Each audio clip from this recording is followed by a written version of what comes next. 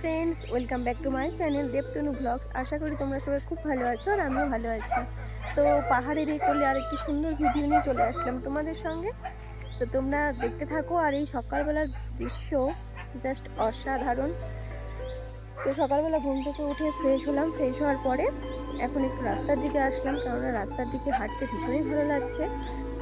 তো সকালবেলা আমাদের এখানে বাচ্চাদের জন্য চলে এসেছে টিফিন, ব্রেকফাস্ট। তো এখানে ওদের জন্য ম্যাগি বলা হয়েছে, আর আমরা সকালবেলা সবাই মিলে চা খেয়ে নিয়েছি। তো এখানে ম্যাগি চলে এসেছে। আর এদিকে আমি বাবাইকে স্নানও করিয়ে দিয়েছি, সাথে আমিও করে নিয়েছি। দেবরও স্নান হয়ে গেছে, এখন আমি ওকে খাইয়ে দিব। তারপরে আমরা সবাই মিলে রেডি হব। রেডি হওয়ার পরে আমরা আবার কোথায় একটা ঘুরতে যাব। তো এদিকে আমাদের ব্রেকফাস্ট চলে এসেছে, লুচি আর তার সঙ্গে আলুর তরকারি, ভীষণ টেস্টি ছিল।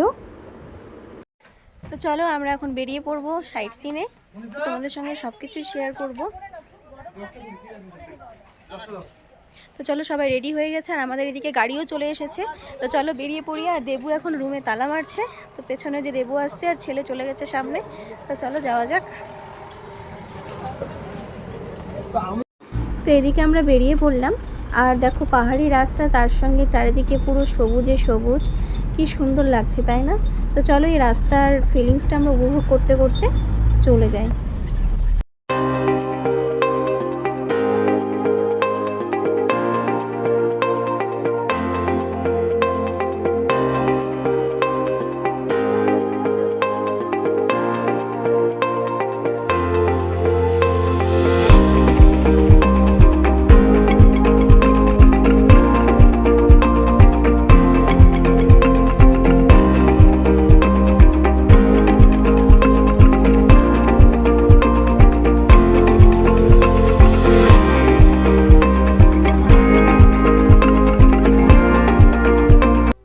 দার্জিলিং থেকে প্রায় 20 কিলোমিটার দূরে অবস্থিত লামাহাট্টা পাইন ফরেস্ট, আমরা সেখানেই চলে আসলাম। আর এই পাইন ফরেস্টটা চারিদিকে সবুজে সবুজময়, আর পাইনের গাছ দিয়ে পুরো ফরেস্টটা সাজানো। আমরা এখন যাচ্ছি এই লামাহাট্টার উপরে। মোটামুটি 750 মিটার উপরে একটা হ্রদ আছে, আর সেখানকার ভাষায় এই হ্রদকে বলা হয় পোখরি। তো সেই লেকের দিকে আমরা হেঁটে হেঁটে যাচ্ছি। 750 মিটার উপরে হেঁটে ওঠা কিন্তু বেশ চাপেরই একটা ব্যাপার। তবে চারিদিকের এই সবুজে ঘেরা পরিবেশ উপভোগ করতে করতে আমরা লেকের কাছে কখন যে পৌঁছে গেছি তা বুঝতেই পারিনি। ফাইনালি ঘন পাইনের জঙ্গলের পাহাড়ি আঁকাবাঁকা পথ পেয়ে উঠতে উঠতে পৌঁছে গেলাম এই হ্রদের কাছে। হ্রদের জল একদম সবুজ, আর এই জলের মধ্যে আছে রং বেরঙের মাছ। মাছগুলো ভীষণ লাফালাফি করছিল। আর এই হ্রদটা দেখার জন্য আমরা এতটা পথ কষ্ট করে এখানে এসেছি। তো তারপরে আমরা সেখানে একটু সময় কাটিয়ে নিয়ে নিচের দিকে আবার নেমে পড়লাম। ছেলে কিন্তু একদম বায়না করেনি কোলে ওঠার জন্য, ও ভীষণ মজা করে ওর বাবার সঙ্গে উঠে গেছিলো।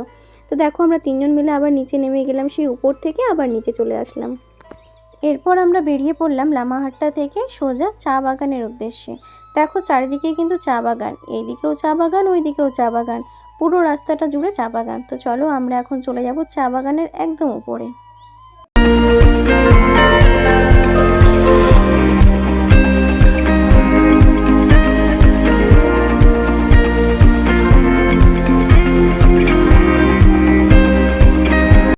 তো দেখো আমরা চলে আসলাম চা বাগানের একদম মাথার উপরে। আর এখান থেকে দার্জিলিংয়ের ভিউটা দেখো, জাস্ট অসাধারণ তাই না? এরপর আমরা চলে আসলাম লাভার্স পয়েন্টে, যেখানে তিস্তা নদী এবং রঙ্গিত নদীর মিলনস্থল। আর উপর থেকে দেখো নদীর ভিউটা, কি সুন্দর তাই না? আর এখানে কত ট্যুরিস্টরা এসেছে, কত দোকান। তো মোটামুটি 4:30 বাজে, আর আমরা এখন চলে আসলাম ঘুরে। তো এসে আবার ফ্রেশ হয়ে নিয়েছি, এখন চলো আমরা যাব খেতে। তো সবাই চলে গেছে, তো চলো যাওয়া যাক।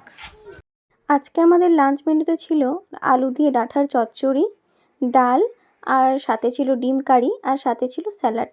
তবে এখানকার রান্নাগুলো ভীষণ টেস্টি, রান্নাগুলো খুব সুন্দর। তো তারপরে আমরা অনেকক্ষণ ঘুমিয়ে নিয়েছিলাম বিকেলবেলা।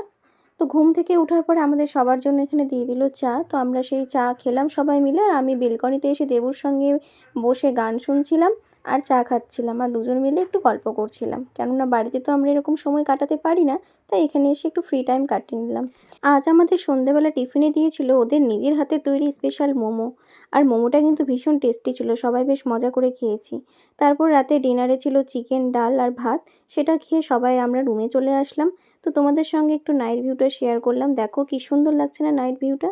তো আজকে আমাদের পুরো দিনের এই ভিডিওটা তোমাদের কেমন লাগলো তোমরা কিন্তু অবশ্যই কমেন্ট করে জানাবে। দেখা হচ্ছে নতুন একটি ভিডিও নিয়ে খুব তাড়াতাড়ি তোমাদের সঙ্গে।